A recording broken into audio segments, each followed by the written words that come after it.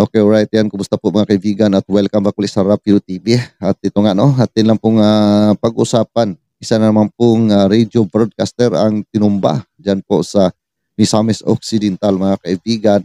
At ang nangyayari po na pagpaslang sa nasabi pong radio broadcaster na si Juan Humalon o tinatawag na Johnny Walker ay nangyari po mismo sa loob po ng kanyang tahanan. At ito nga sa balita galing po sa TV Patrol ay atin pong alamin ang mga nangyayari po sa nasabi pong pagpaslang sa nasabing radio broadcaster. Alas 5:30 kaninang umaga, abala si Juan Humalon o mas kilala bilang DJ Johnny Walker sa kanyang live broadcast sa Calamba 94.7 Gold FM sa bayan ng Calamba, Misamis Occidental. Pero maya-maya, biglang pumasok ang isang suspect sa loob mismo ng radio booth at pinagbabaril si Humalon bago hablutin ang suot nitong kwintas. Agad tumakas ang salarin matapos ang pamamaril. Naisugod pa sa ospital si Humalon pero binawian din ng buhay. Ayon sa pulisya, nagpanggap na humihingi ng tulong ang mga salarin kaya nakapasok sa radio station na nasa loob mismo ng bahay ng biktima. Pinutulis niya yung sarili na maghingi ng tulong, magpaire. Kaya inupi ng gwardya, maliit lang. Tapos yung gwardya nagpunta sa biktima, sir, para magpaalam. Pag talikod niya, sir, tumunod na yung mga kuwan, sir. Dalawa man yun, sir. Tapos tinutukan na yung guardia, tinutukan. Yung isa, pumunta na sa biktima, sir, at binaril, sir. Umuuna ng Special Investigation Task Force ang PNP Region 10 para tutukan ang investigasyon sa pagpatay kay Humalon. Inaalam pa kung may kinalaman sa kanyang trabaho bilang broadcaster ang nangyaring pamamaslang.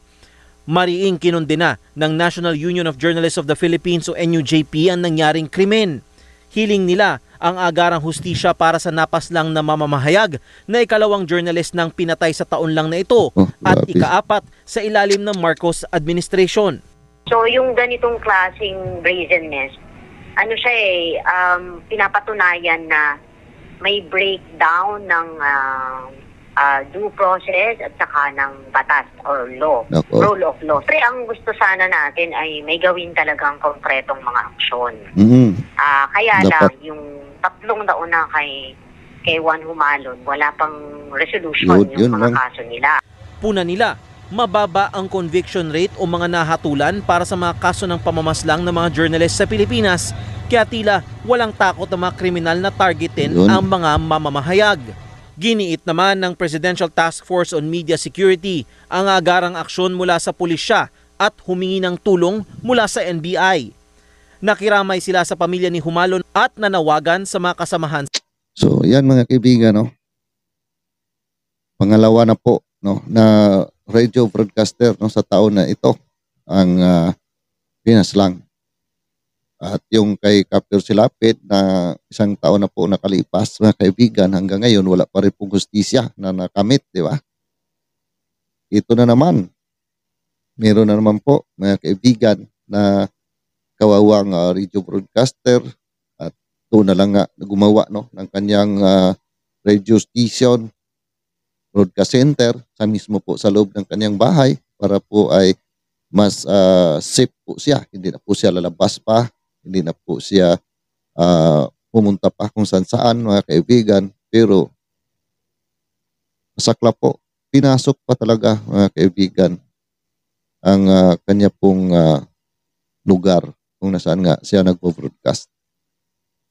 Base po sa atin pong mga napanood, no, na mga balita, ito po ay isang DJ ng FM radio, mga kaibigan. At hindi raw ito political broadcaster, mga kaibigan. So, ang katanungan dito ngayon, ano kaya ang motibo kung bakit po siya ay talagang sinadya po na pasukin mismo dyan po sa kanyang bahay, mga kaibigan, kung saan nga ay nag-broadcast po siya, no? At yun nga, no, kinuha pa ang kanyang kwentas, hinablot, no? So, kung rabiri po, ay imposible naman na yung kwentas lamang ang talagang pakay sa Rapire. O itong kwentas, di ba, mga kaibigan, ay mayroong isang tao na gusto na makuha sa kanya. Dahil yun po ang talagang nakita natin, mga kaibigan. O pagkatapos po siyang binaril, wala pong ibang kinuha o kanyang wallet ay kinuha. Baka gusto po ng pera. Yun lamang kwentas, mga kaibigan. Yun ang aking pong naipagtaka dito, mga kaibigan, kung bakit ang kwintas talaga ang inablot. Wala man lang ibang mga bagay na kinuha po doon. Alam po naman natin, isa pong broadcast center yon, marami pong makukuha doon na pwede yung pagkapirahan kung talagang Rapire po ang pakay nito pong dalawang suspitsado, mga kaibigan. Di ba? So siguro, iwan ko lang, no, mga kaibigan, ito ay under investigation naman po. Baka nga, dahil sa kwentas na yon ang isa sa dahilan, kaya siguro ay isa din po yun na ilagay po sa pag-imbestiga. Yung kwentas na kanyang suot, saan po galing, sino po ang nagbigay sa kanya, kung bakit po ay yun talaga ang hinablot, mga kaibigan. No? So, sabagay, sa ngayon po, mayroon pong ginawa na investigasyon, gano'n naman talaga.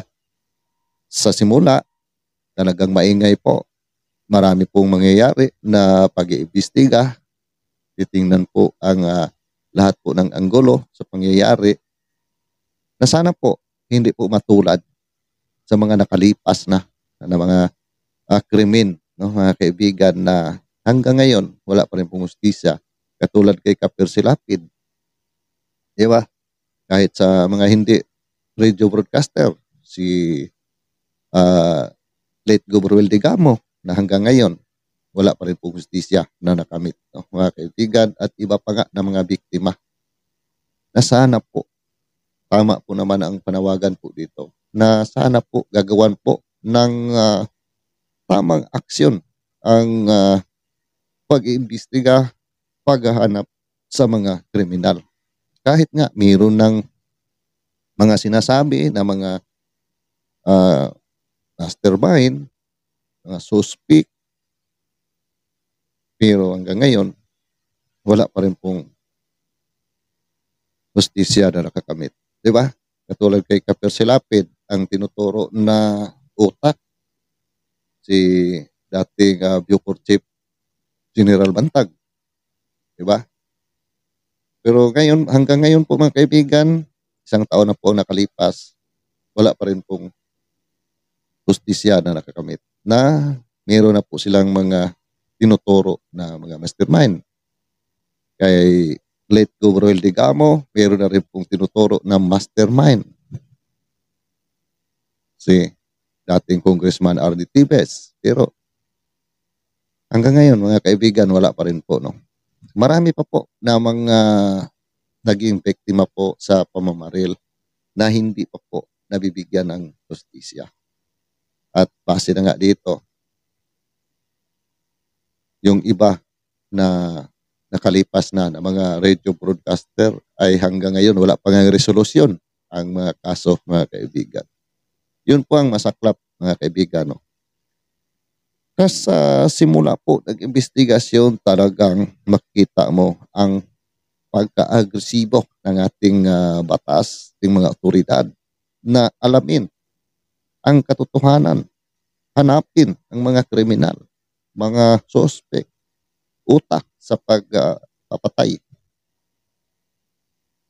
Meron nang makita, meron nang mga tinuturo na mga suspect, mga person of interest, mga sinasabing mastermind. Pero halos aabot na lang isang taon, lumipas na lang ang taon, wala pa rin pong hustisya, mga kaibigan. Yun po ang mahirap po sa atin ngayon sa ating batas. At tama po naman, mga kaibigan, na dahil nga sa nangyayari na marami na pong mga radio broadcaster na yung pong mga hindi po nabigyan ng tamang hustisya ay isa din po yan sa dahilan na talagang matapang po sila na kitilin ang buhay ng mga radio broadcaster. Dahil alam po nila na sa simula lamang po ang ingay dyan. Sa simula lamang po na makikita natin na umaksyon po sila. Gagawa po ng mga investigasyon. Pero kalaunan po dyan ay wala din pong mangyayari. Di ba? So, masakit po bilang isang Pilipino na marami na po tayong napanood sa balita na ganun po ang mga nangyayari, mga kaibigan.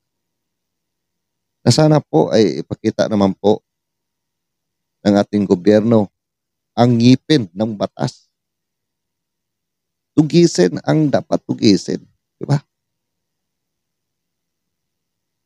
Kung totoo na yung mga sinasabi ng mga mastermind, kung sila po talaga, kung hindi lang po gawa-gawa ang mga kwento, bakit po hindi porsigihin na tugisin, di ba, mga kaibigan?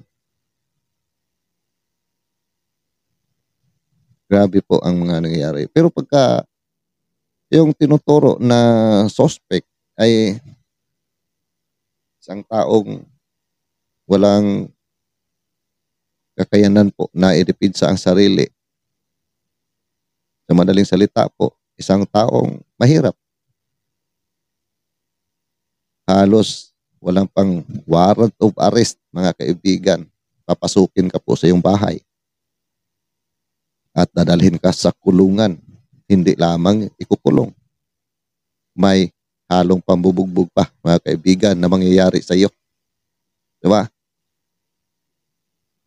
Hindi po yan natin na may pagtanggi dahil marami na po tayong mga napanood dyan. Sa Rapid Tulpo in Action lang nga, marami po, no? Ang mga nagreklamo na kahit PWD dahil suspect daw sa illegal na droga. Walang warrant of arrest. Binitbit po ang kawawang PWD ng mga kapulisan, mga kaibigan. Pero pagka ang sangkot sa mga krimen na mga nangyayari, mayroon pong mga koneksyon, mayroong pira. Ang pulis pa ang bitbitin, mga kaibigan. Yun po ang masaklap dyan. Diba?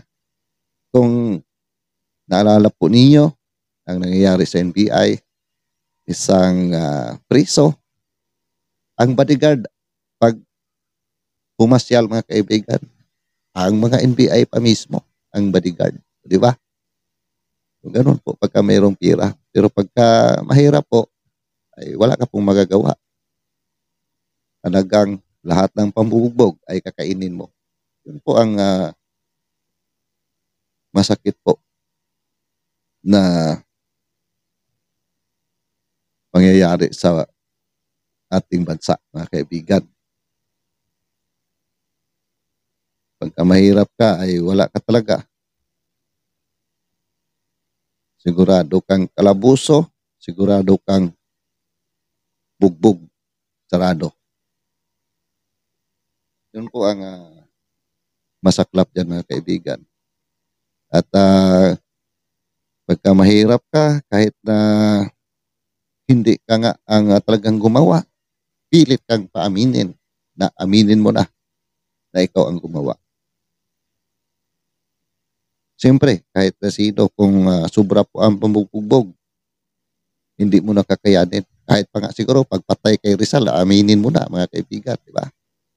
Ganun po ang mangyayari. Pagka mga mahihirap lang po ang mga naging suspect sa nasabing kaso. Yung may ibang ang kaso dyan na kulgay na lang ang nasabi pong mga suspect, mga kaibigan. Kung saan na lang po nila kinuha, di ba? Hindi na po talaga sila ang suspect dahil sa kanila pong ginawa na pag-iimbestiga, wala po silang talagang natukoy na mga suspitsado. Ay kung meron po silang nagustuhan na kukunin, ay yun na ang maging suspect. At pilit paaminin. Katulad na lang sa nangyayari doon po sa Jovelyn Galiano case. Kung naalala po ninyo mga kaibigan, si Jobert Dasmariñas, di ba? Pinaamin po siya na siya ang gumawa doon po sa kanyang mismong pinsang buo. Walang nagawa ang pobre dahil ay hindi na po niya kinaya ang pambubugog, pananakot, na kung hindi niya aminin, pati ang pamilya na ay madadamay. Inaamin na lang po niya ang nangyayari po na pagkawala ng kanyang pinsan, mga kaibigan. Buti na lang, mayroon pong dating matapang na radio broadcaster din, si Tommy Abile, di ba? Si Kabigwas, na tumulong dito po kay Jobert. At doon, bumalik po ang tapang ni Leobert, mga kaibigan. At pinawi po niya ang lahat po ng kanyang sinabi. At nakakuha din po sila ng isang magaling na abogado na si Attorney Tulali, no? Diba? So doon ay nanalo, na-dismiss po ang kaso, mga kaibigan. Puti, nandoon po si Kabigwas.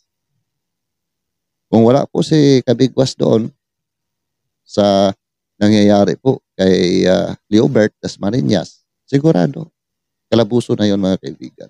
So ganoon po, no, ang ating batas. Kaya dito po, no, sana po ay mabigyan po nila ng tamang aksyon ito at mapanagot po ang mga kriminal. At doon pa po sa iba pa na mga kriminal na nangyari. Sana po ay gagawin na po nila ang paglutas po sa mga kaso. Mapanagot na po nila ang mga talagang sangkot po sa krimen na yon, ang mga gumagawa. No? So yun lang po ang atin pong nais po dito, mga kaibigan. At kung ano man po inyong masasabi o komento dito po sa ating tinatalakay, pakicomment na lang po sa ating comment section. At ako po muli ay magpasalamat sa inyong patuloy na pagsubaybay, pagsuporta sa aking YouTube channel. At see you po sa next video ko. God bless you, Robas.